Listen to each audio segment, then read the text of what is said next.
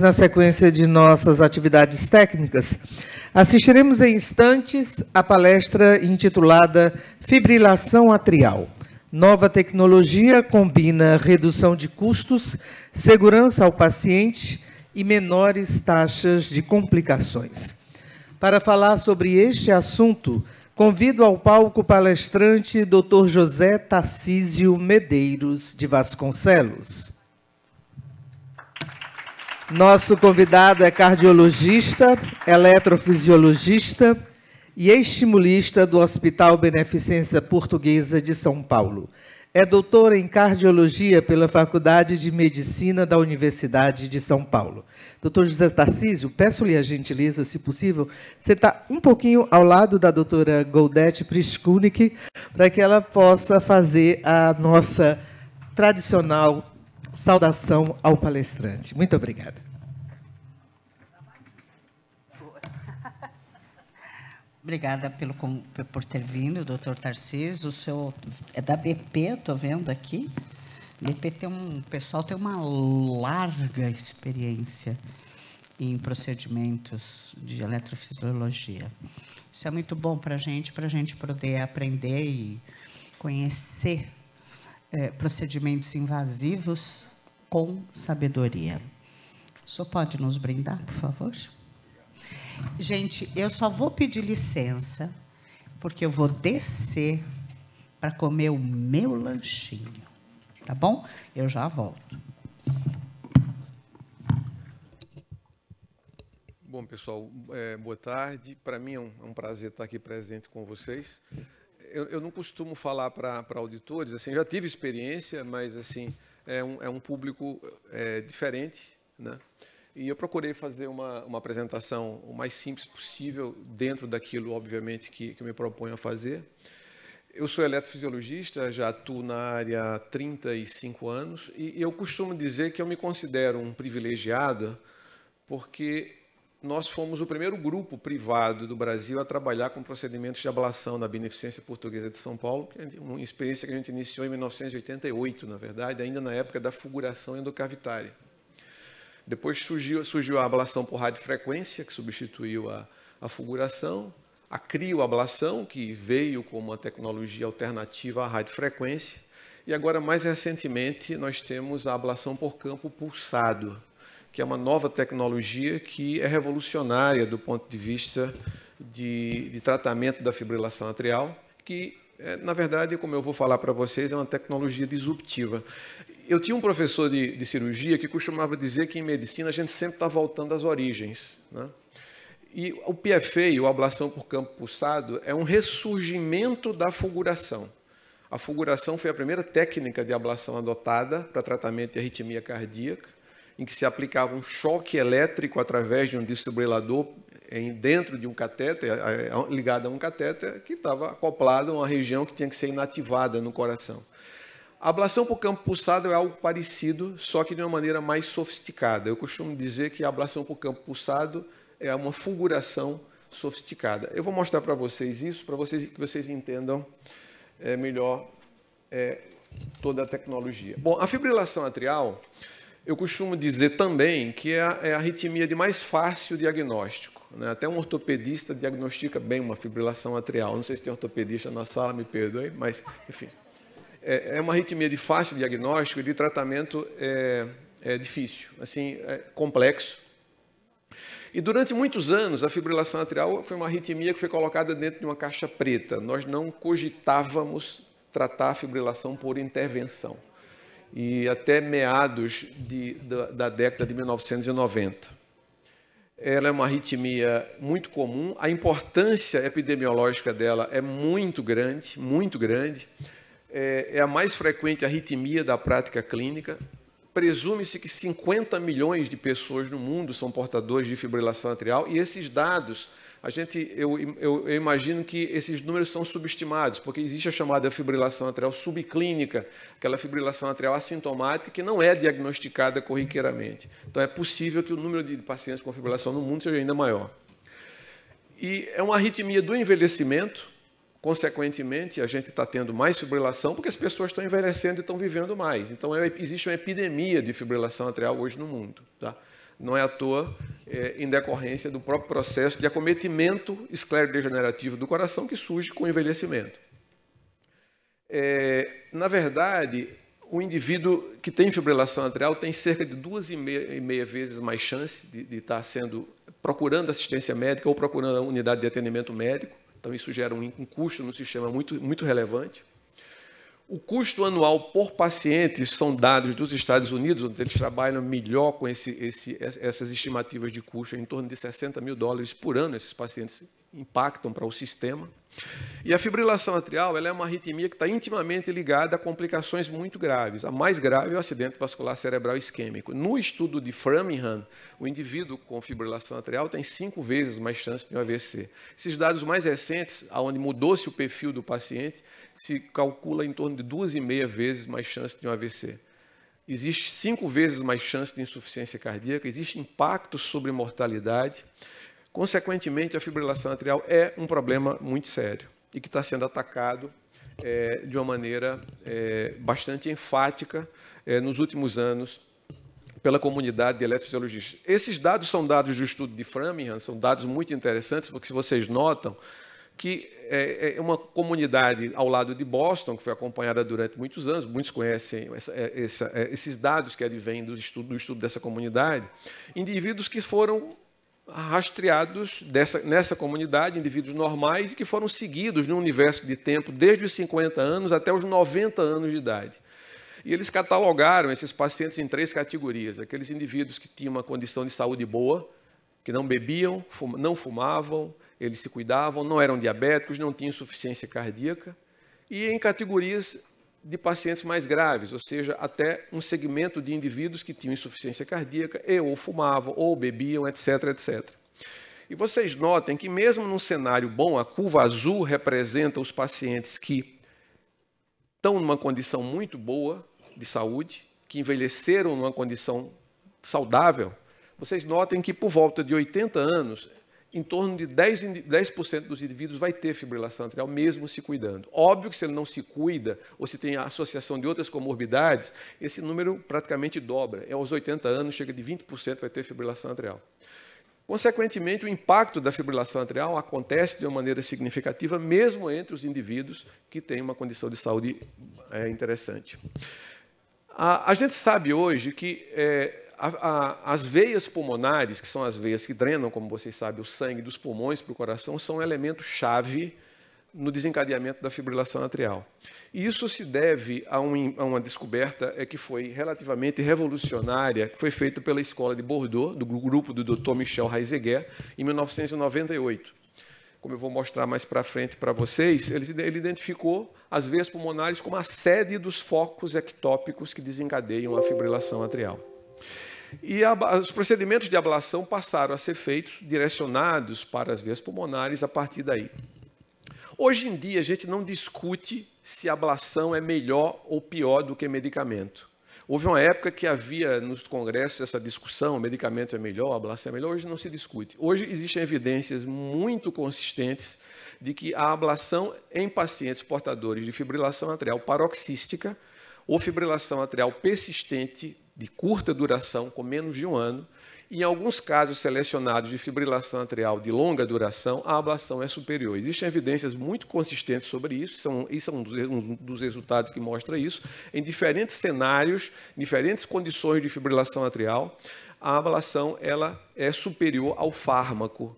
Consequentemente, a restauração e manutenção do ritmo sinusal mediante ablação é algo que nós perseguimos hoje de uma maneira bastante intensa, com base nessas informações, inclusive com impacto em mortalidade, especialmente nos pacientes portadores de insuficiência cardíaca, onde a presença de fibrilação atrial aumenta muito a probabilidade de um desfecho fatal.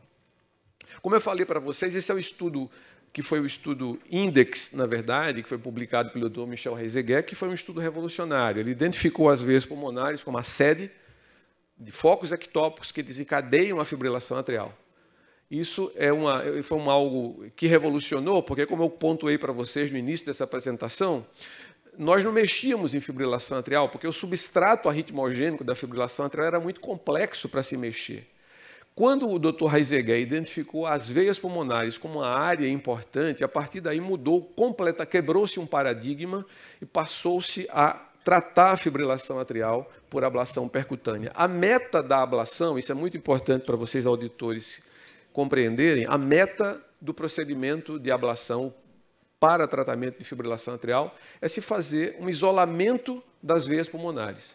Como é que é feito esse isolamento? Nós aplicamos uma corrente, na era da radiofrequência, uma corrente térmica ao redor das veias pulmonares para criar um halo, na verdade, de necrose de coagulação que se transforma numa cicatriz que bloqueia a passagem do impulso elétrico das veias para o átrio. Consequentemente, os focos ectópicos que estão dentro das veias pulmonares, eles não conseguem disparar e atravessar essa barreira e, consequentemente, desencadear a fibrilação.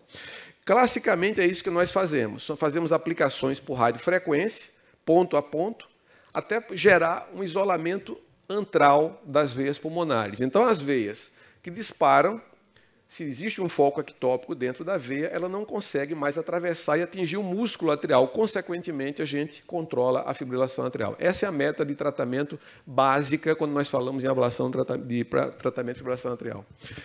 E em algumas situações, nós obtemos resultados muito interessantes, como esse, em que o paciente, depois do isolamento, ele se mantém em ritmo sinusal, apesar da veia estar fibrilando. Ou seja, isso na verdade, é um achado assim, que é muito interessante nos procedimentos, em alguns casos de procedimento de ablação. Essa ablação das veias pulmonares pode ser feita também por outras técnicas térmicas, como é o caso da crioablação, que vocês devem lidar com essas contas no seu dia a dia. Às vezes tem alguns colegas que optam pela crioablação em detrimento da radiofrequência, etc. A crio é um procedimento em que nós colocamos um balão, insuflamos no antro da veia. Após essa insuflação, existe um congelamento que utiliza óxido nitroso, jogando a temperatura desse balão para uma temperatura inferior a 40 graus negativos, isso que gera uma destruição tecidual do antro das veias pulmonares. A vantagem da crioablação sobre a radiofrequência é que é um procedimento de um tiro único. É um procedimento que costuma ser mais rápido, é um procedimento térmico, porém a gente não usa calor, a gente usa o frio. E é um procedimento que costuma ser mais rápido e assim, é um procedimento de tiro único por veia. Nem sempre com um único tiro a gente consegue fazer o isolamento, mas frequentemente nós conseguimos isso. São as duas técnicas que se consagraram nos últimos anos para tratamento da fibrilação atrial.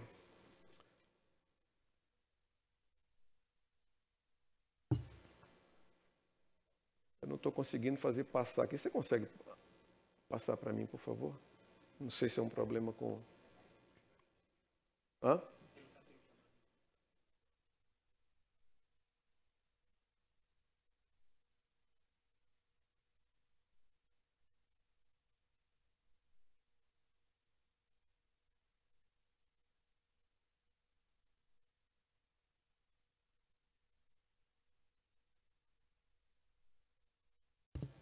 Se eu soubesse cantar, eu cantaria para vocês aí enquanto...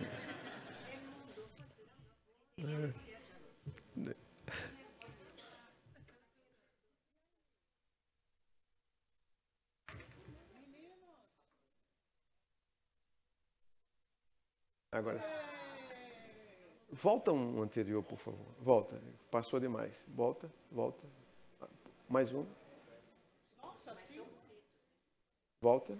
Bom, qual o problema da ablação térmica? Próximo. Aqui. Não está avançando com o mouse, com o apontador. Agora sim. Ok. Mais um.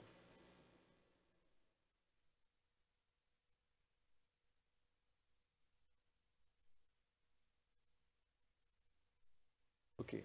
Qual o problema da ablação térmica, na verdade? Ou seja ela por radiofrequência ou o crio? Primeiro, a duração dos procedimentos. As ablações por radiofrequência são usualmente procedimentos prolongados, em que empregam a gente tem uma alta duração de uso de sala, de hemodinâmica, ou seja, uma menor rotatividade de sala. Isso tem um impacto muito importante para os hospitais. Isso é parcialmente resolvido com a crioablação, porque a crioablação, sendo um procedimento de tiro único, costuma encurtar a duração dessas intervenções. Entretanto, nós temos as complicações que são oriundas da ablação térmica, porque em sendo um procedimento térmico, clica o próximo, ele não está avançando, viu? Por favor. Um dos grandes problemas da ablação térmica é a proximidade do esôfago em relação ao aparelho posterior do ato esquerdo. Vocês sabem que anatomicamente o esôfago passa juntinho do coração. E quando nós aquecemos ou esfriamos o átrio esquerdo, o aparelho posterior do ato esquerdo, para obter um bloqueio das veias pulmonares, nós também estamos aquecendo o esôfago. E isso gera lesões, isso pode ser responsável pelas chamadas lesões térmicas esofágicas. Clica o próximo, por favor, não estou conseguindo usar o apontador, tá? As chamadas lesões térmicas esofágicas, que são as chamadas úlceras esofágicas, e são endoscopias para pacientes que padeceram desse tipo de problema. Essas lesões normalmente são benignas.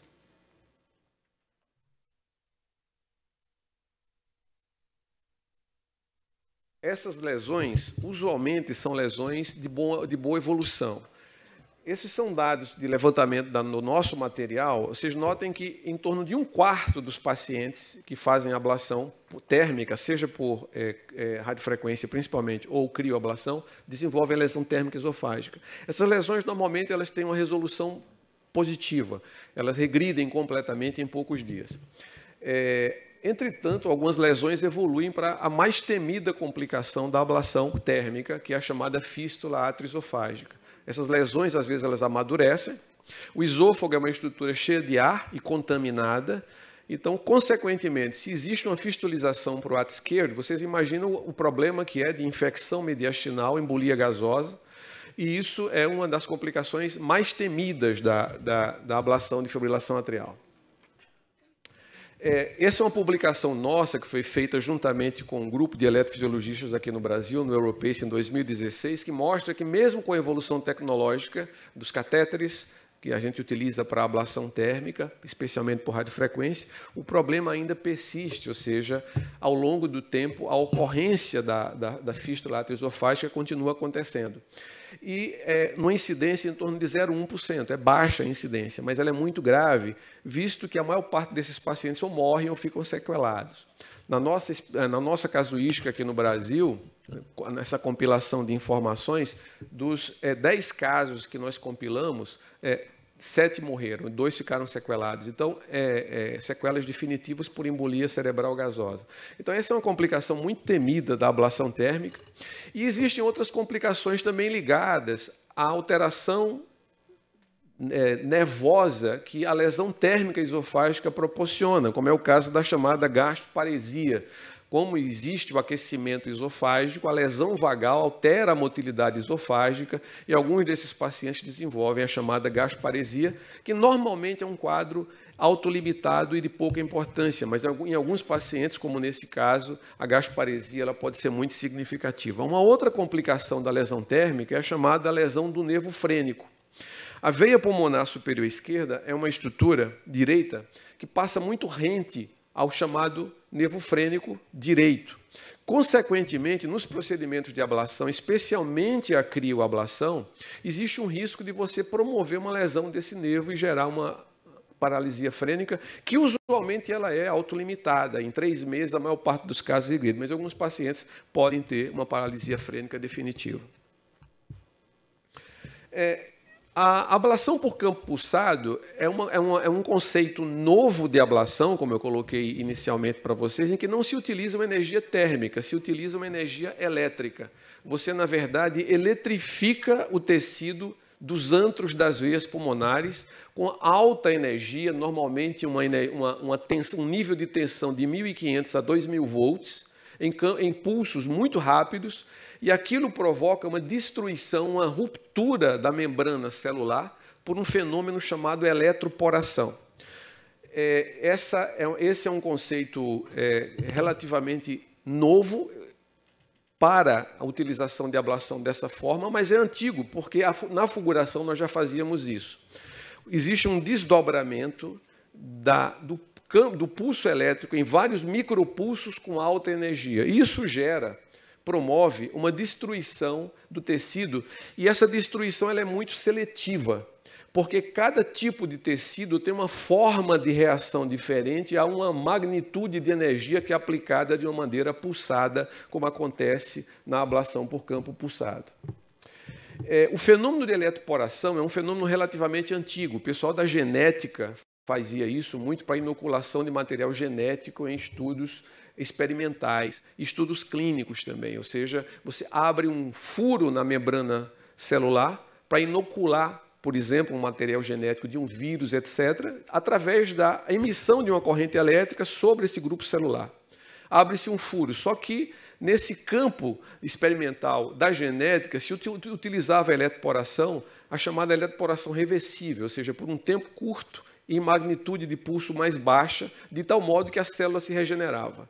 No caso da ablação por campo pulsado, nós promovemos a liberação de um pulso elétrico mais prolongado e de energia mais alta, de tal modo que você gera uma explosão. É como se você metralhasse a membrana celular, e isso gera a chamada eletroporação irreversível. Essa célula ela morre e não se recupera. Qual é a vantagem disso sobre a ablação térmica? A ablação ela é seletiva e ela gera um dano tecidual mais adequado.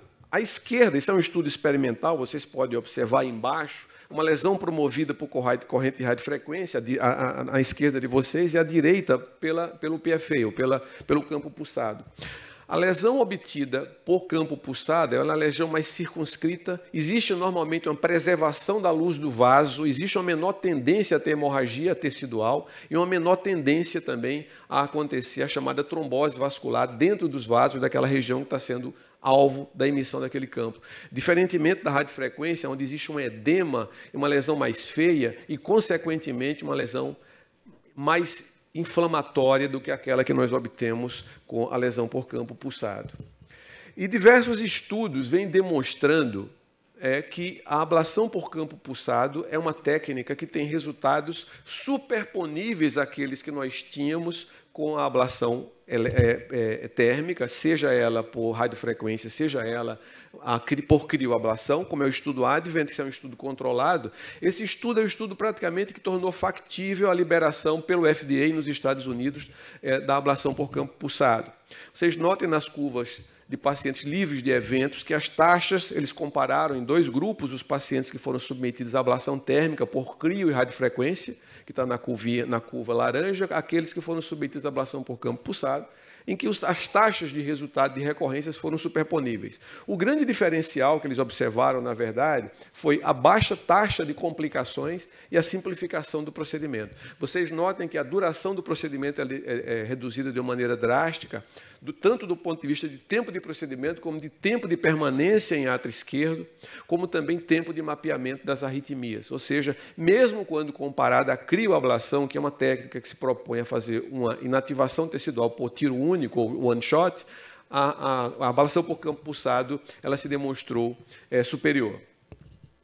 Recentemente, agora, nós tivemos a publicação desse estudo, o Manifest 17K, que é um estudo que envolveu 17 mil pacientes estudados no mundo, ao longo do tempo, utilizando essa nova técnica, e que fica muito evidente na coluna da esquerda. Eu não estou com o point aqui, que não está funcionando, mas dá para perceber que as taxas de complicação são muito baixas. Notem que quando vocês rastreiam as complicações em 17 mil pacientes estudados, praticamente a gente não tem nenhum caso de lesão térmica esofágica, fístula atriosofágica, paralisia frênica ou coisa do tipo. Ou seja, é um procedimento muito seguro, que traz rapidez, eficácia, mantendo um nível de eficácia adequado, superponível àquele que nós observávamos com a ablação térmica, com bastante segurança. Um outro estudo que recentemente publicado é o estudo Single Shot Champion Trial, que comparou a tecnologia especificamente da ablação por campo pulsado à ablação por frio, ou seja, a crioablação. Porque havia aquela pergunta, olha, se o PFA é uma ablação que se propõe a fazer uma inativação tecidual mais rápida com um único disparo, será que os resultados, quando comparados à crioablação, que tem uma técnica que também se propõe a isso, é superior, ela é uma técnica mais segura? E, de fato, os resultados observados foram resultados que, de certo modo, trouxeram respostas interessantes. Os resultados a médio e longo prazo, com a ablação por campo pulsado, foram superiores em termos de eficácia à crioablação. E um dado muito interessante é que a inflamação precoce que normalmente a ablação promove nos pacientes que são submetidos a esse tipo de tratamento, ela é menor com a ablação do campo pulsado. Vocês notem que nas curvas livres de evento, quando nós observamos os pacientes, a partir do momento em que o procedimento é feito, essas curvas já se abrem. Diferentemente do que acontecia, por exemplo, com a radiofrequência.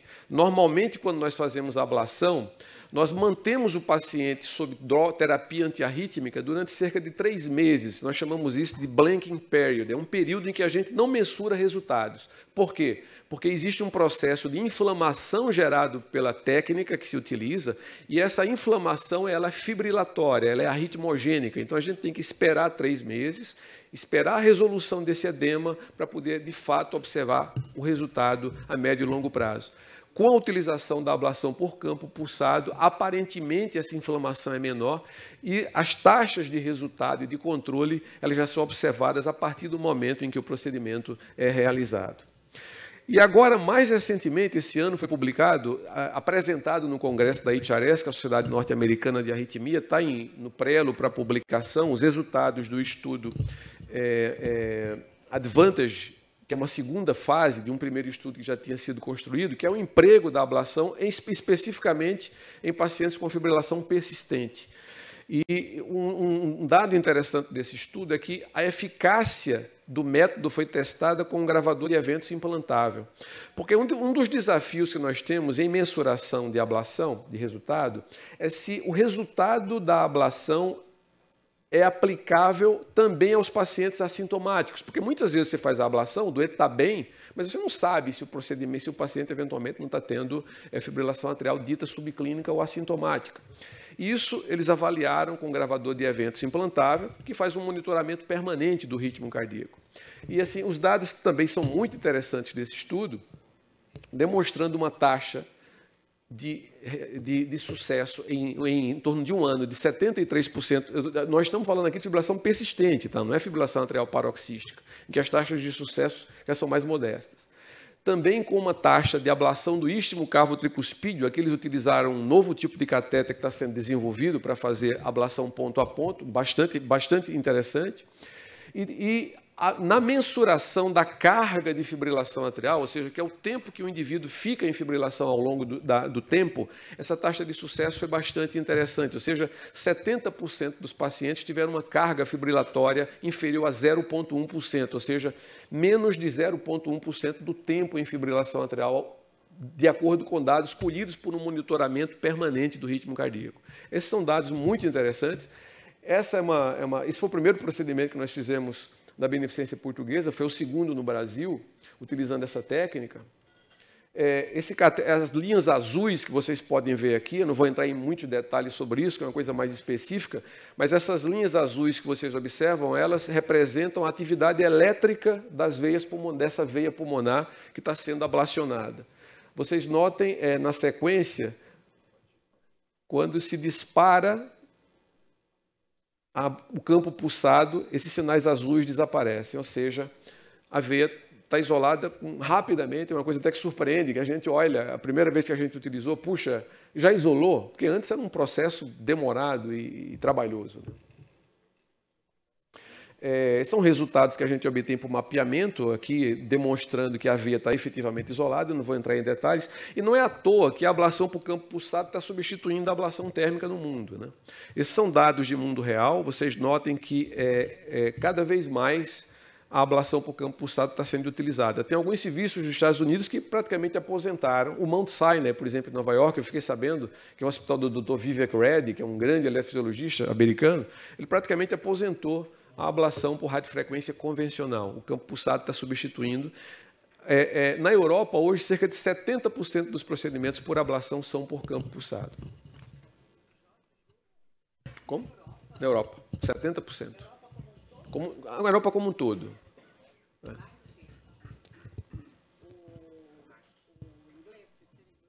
Também. Uhum.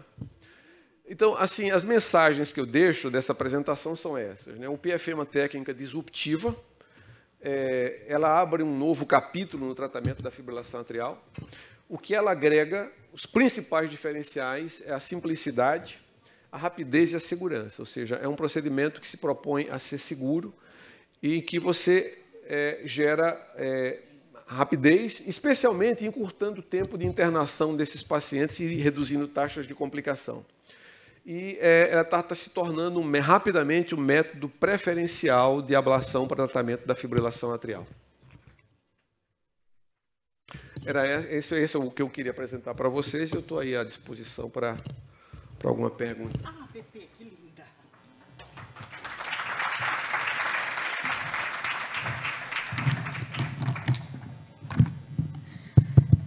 Eu estava comendo, mas eu prestei atenção. Você percebeu, né? Eu te perguntei porque, assim, a gente, na auditoria, eu vi que você falou, não estou acostumada a falar com o auditor, mas, assim, primeiro, eu vou fazer um pouco de piada, tá, Tarcísio? Não fica bravo comigo, não. Primeiro, a gente não morde, né? E a gente, tanto médico como enfermeiro, que são os que a auditoria está muito disseminada entre médico e enfermagem, mas também nos farmacêuticos, a gente tem a necessidade de conhecer o procedimento, né, saber como funciona, por que usa, qual é a indicação, qual é o padrão ouro, tá? Para que a gente entenda o que está acontecendo e, claro, e depois consiga entender os insumos necessários para a realização do procedimento. Então, muitas vezes, falar para os auditores é praticamente fazer uma aula, como se você fosse falar para o médico assistente, mas dando muito mais esse perfil de um entendimento, talvez sem tantas minúcias, que você fosse dar para um cardiologista ou para um intervencionista que você estivesse mentorando ou que estivesse aprendendo. Por que para nós é importante conhecer? Para a gente saber, porque a gente não vive esse dia a dia, né? A gente que fica, eu já não estou mais, mas a maioria do pessoal que fica em bancada de auditoria não é da especialidade. Então, o congresso e a ideia que a gente tem de trazer coisas diferentes é para que a gente possa se apoderar de novos conhecimentos, tá? Vindo principalmente de um grande centro, como é a Beneficência Portuguesa de São Paulo. Eu sou paulistana, por isso que eu falo da BP com muita tranquilidade. E que a gente possa, principalmente a gente está aqui no Nordeste, o que facilita para o pessoal do Norte. Cadê meu amigo do Norte? Pessoal do Norte e Nordeste, né? Levanta a mão de novo, Belém do Pará, tá vendo? Tem o pessoal que...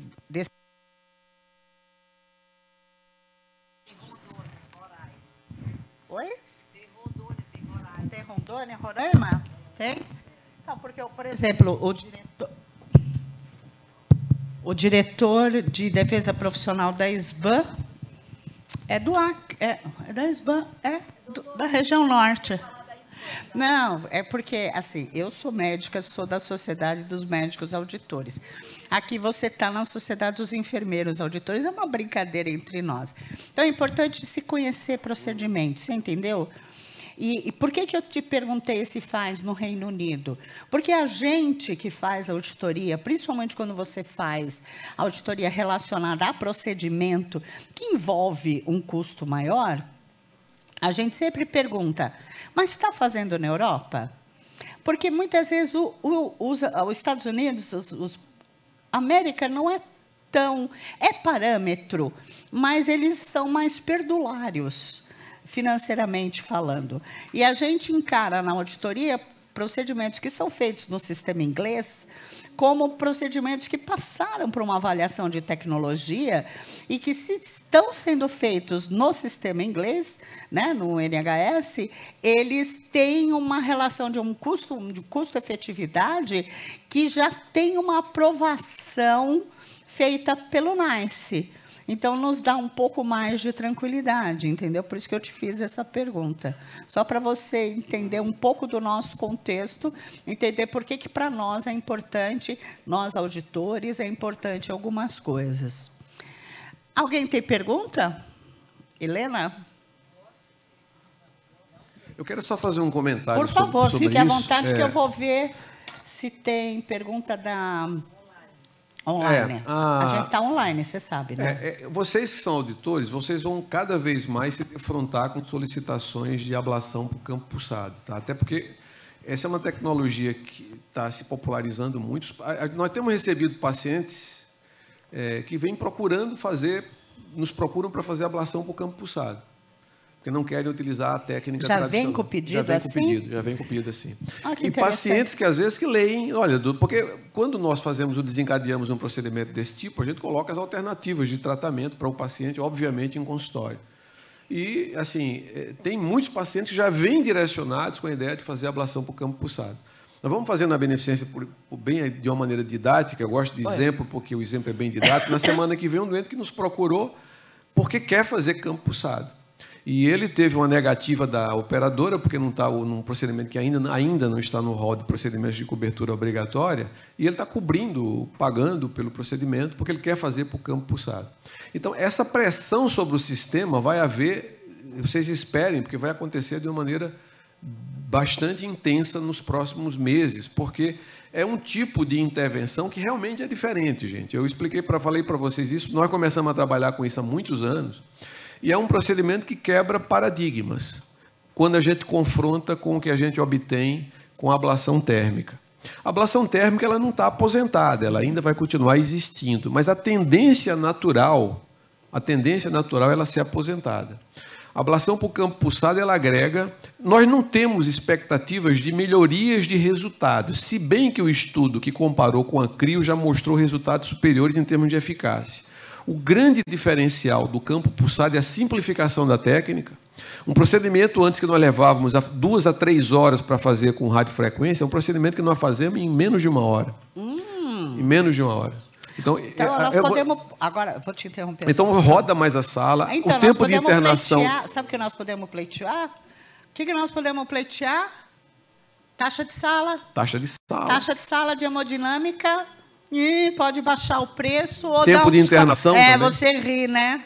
Você riu. Taxa de sala de... A gente já pede o quê? Diminuição na taxa de sala de hemodinâmica. Já é uma economia, doutor. Já é economia. Esse dado é fundamental para nós. E tem alguns estudos de custo-efetividade que apareceram, inclusive europeus, que demonstram que, apesar de ter um custo inicial um pouco mais alto e se dilui de uma maneira bem significativa, as custas de maior rotatividade e eficiência de rotação das salas, esse é o primeiro aspecto. Segundo, redução de tempo de internação e complicação. Isso para nós é importante. Isso é uma métrica que tem proporcionado essa mudança radical na forma como está se fazendo o procedimento de ablação de FA. A Europa é um continente, os países europeus absorveram mais rapidamente a ablação por campo pulsado do que os Estados Unidos. O FDA aprovou recentemente, depois da publicação do Advent, na verdade. Que interessante. A Europa já está fazendo isso há bastante tempo. Né, assim, a ablação por campo pulsado. Talvez eles sejam mais rápidos porque eles fazem um fast track em medicamento. É impressionante, Tarcísio. Eles são muito rápidos para aprovação de medicamento. Em procedimento, parece que, pelo que você está falando, são um pouco mais demorados. São um pouco mais demorados, Eu podia falar só um minuto? Eu tive agora há pouco tempo, a minha irmã precisou fazer essa ablação e o doutor pediu o Farapulse, né, que é a inovação que temos no Brasil. E o doutor Evilásio é do SUS, do Hospital de Messejana aqui. E a gente teve uma dificuldade em autorizar ele, porque ele é novo, né? Aí eu gostaria de saber, lá também vocês têm essa dificuldade na beneficência da autorização do material? Temos, sim. O fato de ser...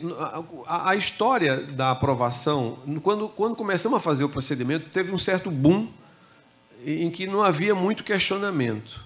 Depois começou a haver o questionamento a respeito do rol, e isso gerou um impacto bem mais significativo. A gente tem dificuldade hoje com a alegação que é feita de que o procedimento não está no rol. Olha, nós tivemos um caso de um paciente internado, obviamente que eu não vou citar a operadora, que estava internado, ele queria fazer campo pulsado, esse paciente, ele internou para fazer, ele, se doutor Tarcísio, eu quero fazer campo pulsado, ele tinha tido uma fibrilação, ele já conhecia a tecnologia, é isso que eu falei para vocês, essa pressão vai começar a acontecer de uma maneira bem significativa. Nós solicitamos, a irmã dele era médica da operadora de saúde, ela era auditora da operadora de saúde, nós contextualizamos, apresentamos os números, porque o impacto financeiro não era significativo, era uma diferença pequena entre o campo pulsado e a crio ou a radiofrequência, por exemplo, mas mesmo assim a operadora bateu no pé e como não está no rol, nós não vamos autorizar. O paciente acabou judicializando, é aquela história toda que você já conhece. Né? Aí, quando você fala o nome do material do device é Farapulse, né? Porque quando você fala do campo...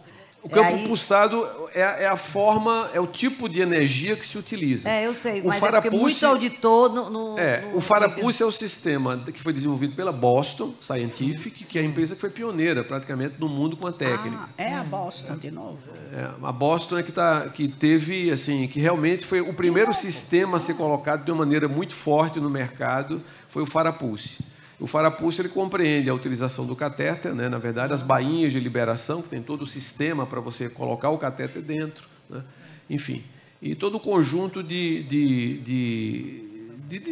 dispositivos que se utiliza para intervenção. Então, é o sistema Farapulse. Então, a gente tem dois tipos de operadoras. Temos as caixas de autogestão e temos os comerciais, que visam lucro, e outra não. Elas cuidam das vidas, por exemplo, Petrobras, CACI, né, dos seus colaboradores. Elas pagam mais do que o rol, às vezes não estando no rol. Então, dependendo de como o médico coloca o pedido, faz a indicação, e se for bem negociado o preço, aí é autorizado. Uhum. Não sei se você sabia disso, né? Porque tem uns que seguem o rol taxativamente. Não dá, não está no rol, nem entra na operadora. Tem algumas métricas que são adotadas por operadoras, assim, eu não consigo entender bem isso. Na época que eu trabalhei como coordenador de defesa profissional da Sociedade de Arritmia, em 2013, e a gente tinha muito contato com os auditores, às vezes os coordenadores de auditoria das operadoras. E assim, eu tinha muita dificuldade em entender algumas coisas, porque as mensurações que eu vejo, assim, que muitas vezes são feitas, são pontuais. Olha, é caro, então não autoriza. Mas, gente... Não, mudou. Em 13 para... Nós estamos em 25... São 12 anos de... Não, isso eu posso te garantir. A auditoria, hoje, ela é muito mais profissional. Nós ainda temos auditor que só libera, cara, não vou pagar. Mas hoje a gente já é uma sociedade, a gente tem mais de 600 associados. Eu já tenho... Agora vou te falar da parte médica, que a gente está falando agora de uma coisa de, vamos ser ali, de um procedimento médico. Então, eu tenho quase 900 auditores certificados no Brasil com área de atuação em auditoria médica pela Associação Médica Brasileira. Eu não tinha isso em 13, tá? A área de atuação é mais recente, né? Isso é uma coisa de 20 quanto, Maurício? 22, né? 22. O Maurício também é da sociedade. Então, a gente está cada vez mais profissionalizando. O desejo da gente, que a enfermagem já tem, é que passe a atuar nas operadoras médico certificado. Porque aí ele já passou por critérios de avaliação, como você quer dentro da eletrofisiologia. Você quer médicos que tenham esse tipo de qualificação. Porque você fazer fazer uma liberação numa regulação médica é caro, é barato? Isso não é regulação médica. Qualquer robô faz. É aí que está o pulo do gato. Né, doutora Valéria? É o pulo do gato, porque o robô vai lá analisar preço e ele vai falar, tá caro, tá barato, tá caro. Não, a ideia é que, lógico que você vai ter coisas que a inteligência artificial pode fazer, mas esta análise é feita pelo humano, e o humano inteligente somos nós. Tá? Então, eu te convido, ainda mais que eu estou lá em São Paulo, de te mostrar, da gente poder te mostrar como tem essa diferença. E é importante também saber que as operadoras são diferentes entre si.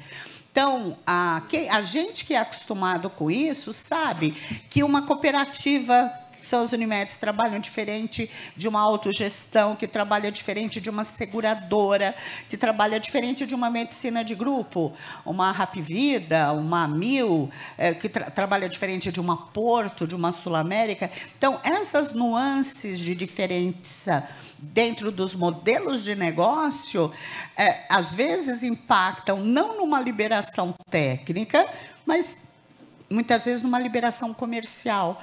Então, você consegue uma liberação de caráter comercial. Essa apólice eu consigo que haja liberação. Tem algumas nuances nesse meio, entendeu? A gente progrediu muito, graças a Deus. Certo? Agradeço. Oi? Como não? Posso?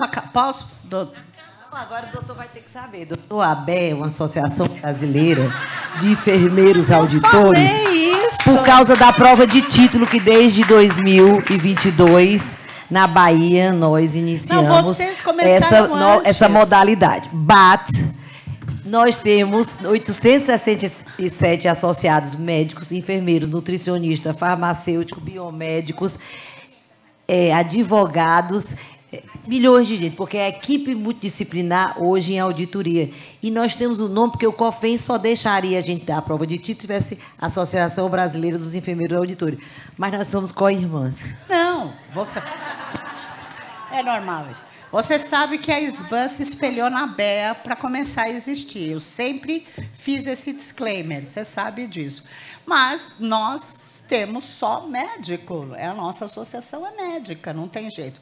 Doutora de Teresina, que é uma pergunta. Olha que legal, Teresina, Belém do Pará. E o doutor Evilásio é um médico que trabalhou comigo na Beneficência Portuguesa. Tá? Ele fez pós-graduação conosco lá, ele e a Carla.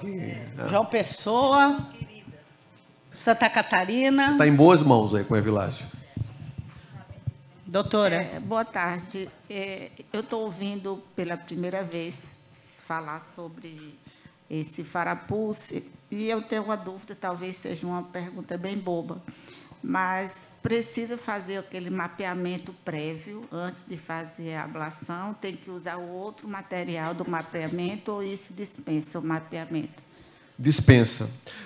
O estudo Advent, por exemplo, que foi o estudo que proporcionou a liberação pelo FDA, é um estudo em que não se utilizou mapeamento. O mapeamento eletroanatômico associado é uma ferramenta que, muitas vezes, para o eletrofisiologista, traz informações que são relevantes para o caso. Então, vocês vão lidar com situações no dia a dia em que o eletrofisiologista ele julga que vai ser necessário usar o mapeamento eletroanatômico concomitante. Mas, na maioria dos casos, o comportamento dele é como o da CRIO. Você não utiliza o mapeamento eletroanatômico. O sistema novo da Boston, eles estão trazendo um sistema agora que se chama Faraview, que é um sistema em que o próprio catéter que faz a liberação da energia que gera essa lesão por campo pulsado, ele já faz o mapeamento concomitante. Então, isso vai gerar, na verdade, uma redução de custo, porque quando a gente precisar fazer um procedimento com mapa de voltagem, por exemplo, a gente utiliza o próprio catéter que se utiliza para a ablação. Então, isso vai reduzir de uma maneira dramática os custos e vai agregar vantagens para quem trabalha com o procedimento, entendeu? Agora, em maio já está saindo, já está liberado aqui no Brasil, salvo engano, para utilização. Entende? Mas em casos pontuais, respondendo a tua pergunta de uma maneira muito clara, é absolutamente possível fazer, e o método foi desenvolvido para ser simples e fazer rápido, sem a necessidade do mapeamento. Mas em casos pontuais, bem justificados, o mapeamento é necessário. E com a vinda do novo sistema, a gente espera que o custo do mapeamento adicional seja reduzido de uma maneira dramática, o que vai permitir que a gente consiga resolver as duas coisas ao mesmo tempo. Eu não sei se está claro isso aí. Tá, boa pergunta. Agradeço, Tarcísio. Muito obrigada. Tá bem, gente.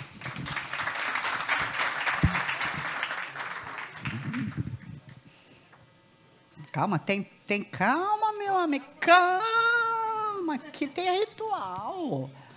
Aqui é o congresso de auditor, aqui é diferente. Aqui não é congresso médico. Não. Sai correndo. Não, o povo sai correndo. Não, aqui...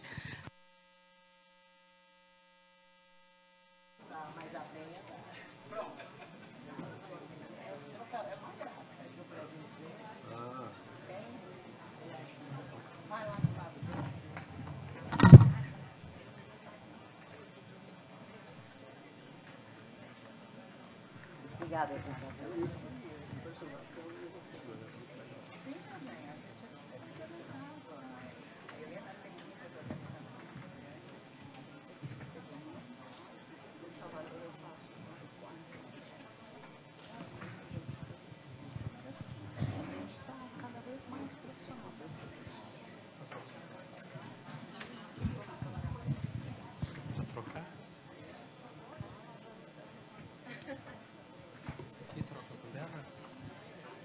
É para trocar? Isso aqui.